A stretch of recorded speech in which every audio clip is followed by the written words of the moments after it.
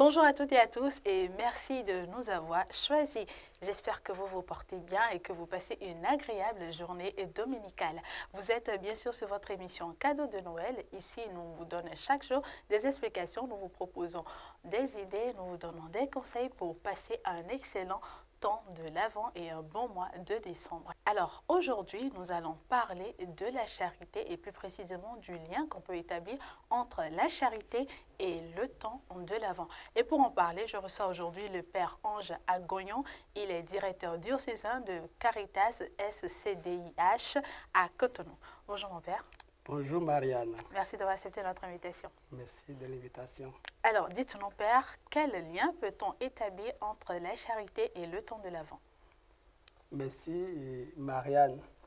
Alors, il y a bel et bien un lien entre le temps de l'Avent et la charité, comme il y a un lien entre le temps de carême et l'exercice spirituel que vous connaissez, le partage, c'est-à-dire aussi la charité, la miséricorde, la prière et la pénitence. D'accord. Alors, le lien qu'il faut établir entre le temps de l'Avent et la charité, c'est beaucoup plus un lien spirituel. D'accord. D'abord, ceux qui m'ont précédé, les pères qui m'ont précédé, vous ont certainement parlé du temps de l'Avent, qui vient d'un mot latin, adventus, qui veut dire arriver, la venue, donc l'avènement. Et le temps de l'Avent nous prépare à accueillir cette arrivée du Messie, donc du Fils de Dieu, qui est comme un don de l'amour suprême de Dieu venu en notre monde pour nous sauver. Donc c'est déjà Dieu qui est charité. La grande charité qui s'offre à la petitesse de l'homme, et pour le faire, il s'est rendu petit pour que l'homme l'accueille. Et pour accueillir le Seigneur, il faut être bien sûr humble pour pouvoir l'accueillir. Et le Seigneur qui se donne à nous, il se donne à nous par amour. Je viens de le dire, Dieu a tant aimé le monde qu'il a envoyé son Fils unique, voyez, afin que quiconque croit en lui ne périsse pas, mais ait la vie éternelle. Ça c'est Jean 3, verset 16. Mais l'homme aussi est appelé à accueillir avec amour ce don divin d'amour de Dieu. D'accord. Et pour l'accueillir, il faut l'accueillir dans un cœur purifié.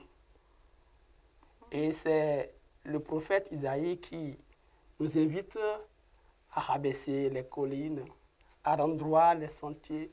Vous voyez, donc on nous invite à la conversion afin que le Seigneur vienne dans notre cœur, prêt à l'accueillir avec amour.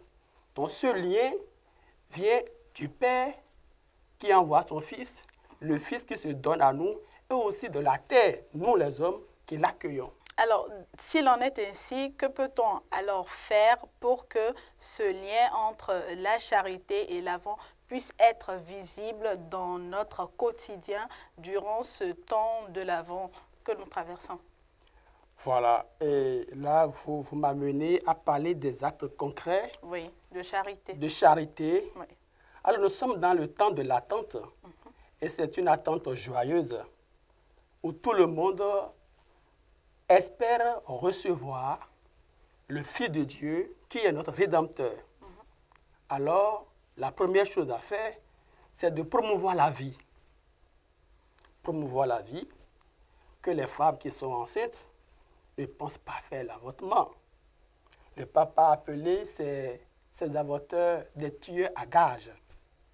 Donc, il faut défendre la vie et permettre une bonne évolution des grossesses. Par exemple, pour aller plus loin, les enfants sont souvent exposés à des maladies de tout genre. Il faut préserver la santé des enfants qui sont fragiles, qui sont vulnérables contre les maladies infantiles et aussi la mortalité infantile. Il faut que les enfants dorment sous une moustiquaire. Aujourd'hui, on ajoute imprégnée, ainsi de suite. Mais là aussi, des couches défavorisées, voilà, défavorisées, où les enfants sont dans les orphelinats, les enfants sont dans des centres sociaux et qui ont besoin de nos aides. Des enfants de la rue, des enfants dans les centres psychiatriques et même des enfants avec leur mère qui sont dans les hôpitaux comme Omel et qui sont retenus parce que les mères n'ont pas pu payer les frais. Voilà, donc autant de choses qu'il faut faire avant la célébration, la commémoration de Noël.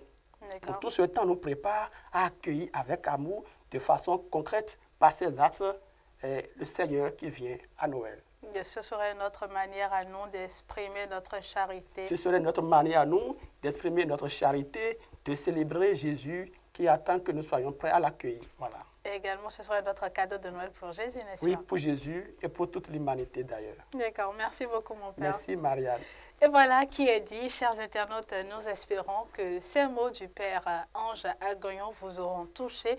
Donc, n'hésitez pas à multiplier les actes de charité déjà dans votre famille, autour de vous, et ensuite à l'élargir à tous ceux que Dieu mettra sur votre chemin. Merci beaucoup de nous avoir suivis. Abonnez-vous surtout si vous ne l'aviez pas encore fait. Activez la cloche de notification. Laissez-nous vos commentaires, partagez, likez et dites-nous ce que vous en pensez. Et si vous avez des sujets dont vous aimeriez qu'on parle sur Cadeau de Noël, n'hésitez pas à nous les envoyer en commentaire. Merci beaucoup à vous pour l'attention et à demain pour un nouveau Cadeau de Noël.